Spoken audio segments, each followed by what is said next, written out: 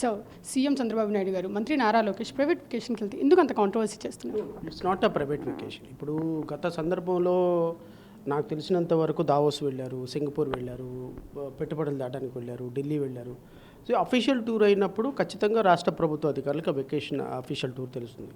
At the same time unofficial tour అయినప్పటికీ కూడా రాష్ట్ర ముఖ్యమంత్రి గారు, ఉప ముఖ్యమంత్రి లేకపోతే ముఖ్యమంత్రి ఒకవేళ మంత్రి చెప్పకపోయినా పర్లేదు, కానీ ముఖ్యమంత్రి గారు ఈవెన్ పర్సనల్ టూర్ అయినప్పటికీ కూడా అధికారులకు ఇన్ఫర్మేషన్ ఉండాలి. ఎందుకంటే ముఖ్యమంత్రి పోస్ట్ అనేది ఇట్ కాంట్ బి రీప్లేస్డ్. ఇప్పుడు ముఖ్యమంత్రి గారు లేనప్పుడు రాష్ట్రంలో ఏదైనా అల్లాలో జరిగిన ఇబ్బందికరమైన పరిస్థితి జరిగిన ముఖ్యమంత్రి గారు అనేవాళ్ళు ఎక్కడున్నారు, రాష్ట్ర అధికారులకైనా సరే chief principal secretary or chief సెక్రటరీకైనా ఇన్ఫర్మేషన్ ఉండాలి. వాళ్ళ ప్రైవేట్ వెకేషన్కి వెళ్ళొచ్చు. ప్రతి ముఖ్యమంత్రికి కూడా కొంత వెసులుబాటు ఉండాలి. వ్యక్తిగతమైన జీవితం ఉంటుంది. పని చేసి సంవత్సరం అంతా అలసిపోయినప్పుడు కుటుంబంతో గడపాలనుకుంటాం, తప్పేం కాదు. కానీ ఎక్కడికి వెళుతున్నారో చెప్పకపోయినా ఏ దేశంలో ఉన్నారైనా కనీసం చెప్పాలి, ఏ రాష్ట్రంలో ఉన్నారైనా కనీసం చెప్పాలి, ఎప్పుడు వస్తారనైనా కూడా కనీసం చెప్పాలి. ఇది ప్రోటోకాల్ ప్రకారం, బిజినెస్ రూల్స్ ప్రకారం ఒక ముఖ్యమంత్రి ఎక్కడున్నారో అనేది రాష్ట్ర ప్రజలకు తెలియకపోతే ఖచ్చితంగా రాష్ట్రంలో రకరకాల ఆలోచనలు, రకరకాల విమర్శలు రాజకీయ పార్టీల నుంచి వస్తాయి. దాన్ని ఫేస్ చేయాల్సిందే. సీఎం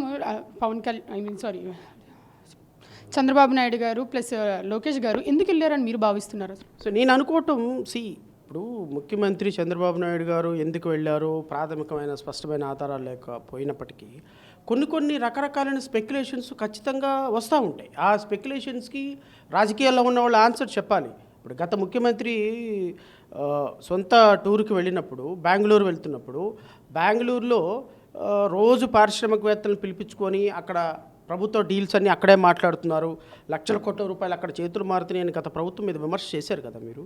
ఇప్పుడు కూడా మేము జేబీపీ పార్టీ అధ్యక్షుడిగా నేను కూడా విమర్శ చేస్తున్నా. రాష్ట్రంలో సంపాదించిన భూముల మీద సంపాదించిన 6 లక్షల కోట్ల రూపాయలు మీరు హవాలా చేయడానికి మాత్రమే ఇతర దేశాలు వెళ్ళి ఆ హవాలా డబ్బుని మార్చడం కోసం, ఆ ట్రాన్సాక్షన్స్ని డీల్ పర్సనల్గా చేసుకోవడం కోసం వెళ్ళారనేది మా పార్టీ అభియోగం. దానికి మీరు ఇదిగో మేము పలానా చోటుకి వెళ్ళామని మీరు అధికారికంగా ఇప్పుడు దావోస్ వెళ్ళారు, లేకపోతే సింగపూర్కి వెళ్ళారు. సింగపూరు దావోస్ ఏ పర్పస్ మీద వెళ్తున్నారో మీరు చెప్పిన తర్వాత దానికి మేము పదార్థాలు తీయాల్సిన అవసరం లేదు.